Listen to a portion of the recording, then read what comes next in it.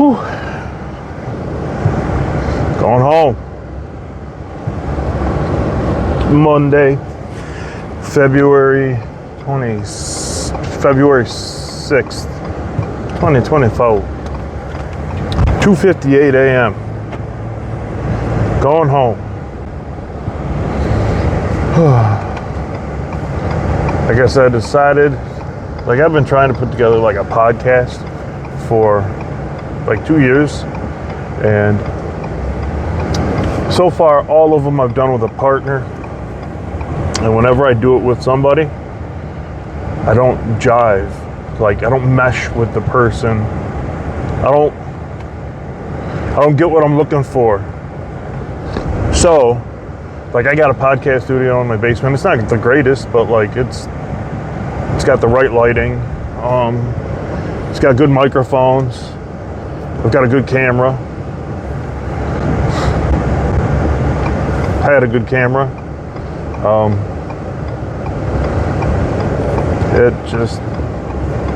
not allowed to have nice things. It's part of growing up, I guess. Anyways, so I guess I'm just going to do these things when I drive home.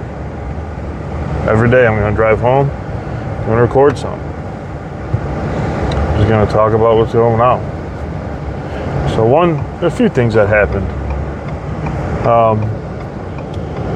Over the weekend, I had reached out to a high school friend that I had not seen in forever.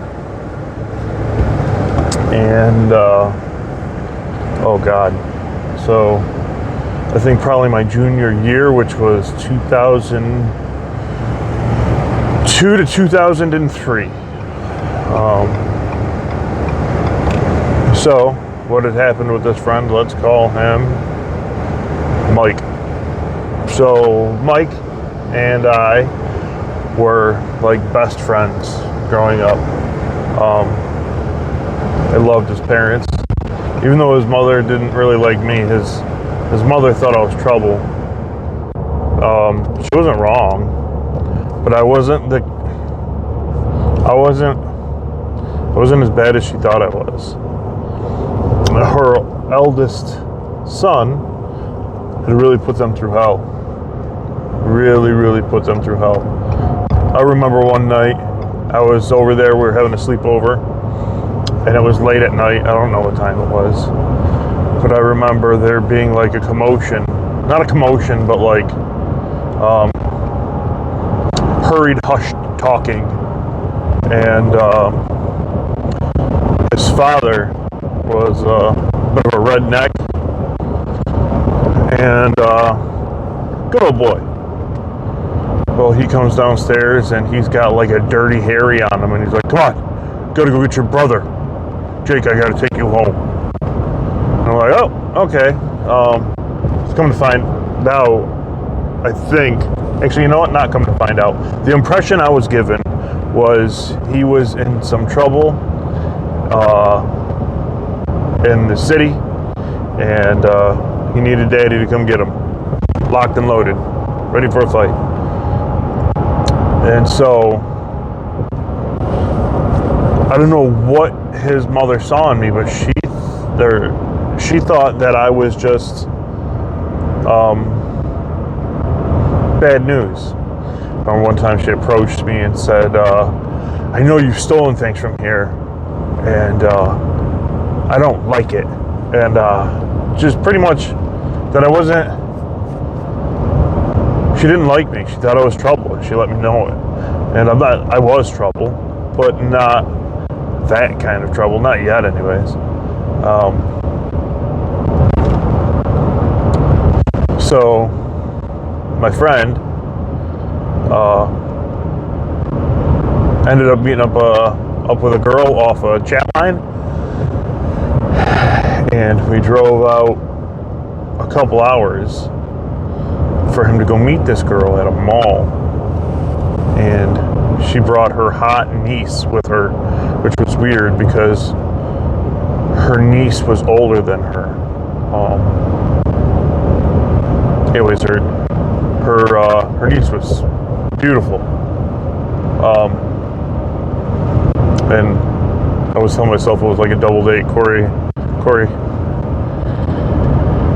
Oh, anyway, Corey had the ugly girl, and I had the hot girl, and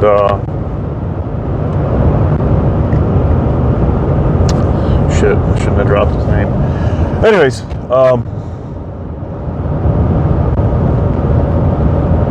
they hit it off, and they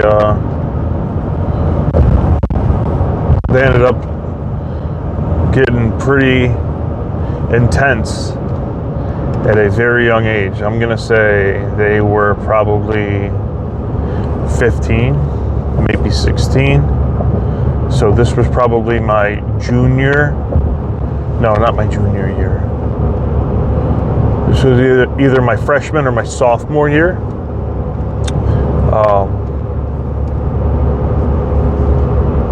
He ended up, if I'm not mistaken, he ended up dropping out, and him and this girl got married, and she hated my guts. She did not like me at all. So he stopped being my friend. They had some kids. Anyways, he had reached out to him a few times, and he would like friend me and then unfriend me, and then friend me and then unfriend me. I'd friend request him and then he'd unfriend me, and I'm like, I know what's going on. It's this girl. I'm not even mad at him, but he was all apologetic, like, hey man, I'm sorry, I was a shit friend. You know, man, it's water under the bridge. You did what you thought was right at the time, and you were young and in love. Like at the time I was mad, but I'm not anymore.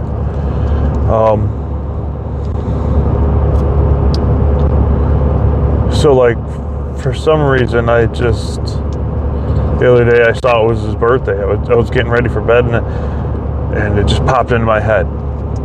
It's his birthday. What? I can't remember anybody's birthday. How can I remember his? Like, I have a hard time remembering my children's birthdays. How can I remember this dude's birthday? I think because it lined up with the Super Bowl one year, and that left a mark on me. So he's like, he doesn't look like he's doing so good.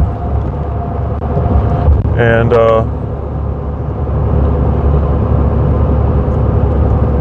it hurts to see him struggle with addiction and just being in a bad spot. I can relate so much, but I am so far removed from shenanigans that I don't forget. I don't have, unless I tell you I do not have the appearance anymore. That's something that I'm really working on. Like, I used to identify myself as like a criminal. I would say that to people. Like, I would do something dumb, and I would be like, I'm a criminal, what do you expect? And then I started to realize that, like, man, people must not view me in a very good light, especially when I project myself that way.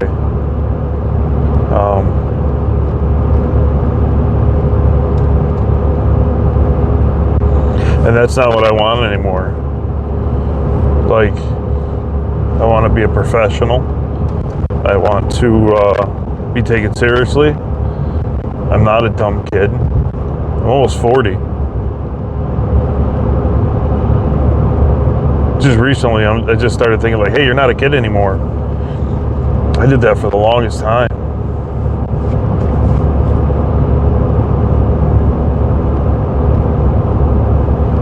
I have a hard time, like, taking a compliment when somebody's like, hey, good job. I always like deflect. And the other day, somebody of importance complimented me, and I deflected. And afterwards, I was very upset with myself for not taking the compliment.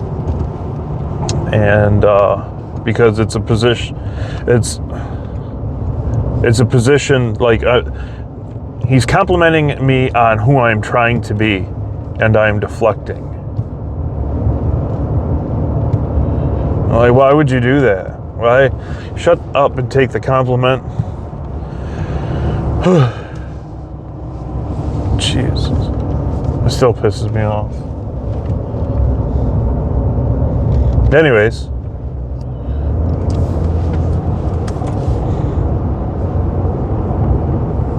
Try to end on a light note.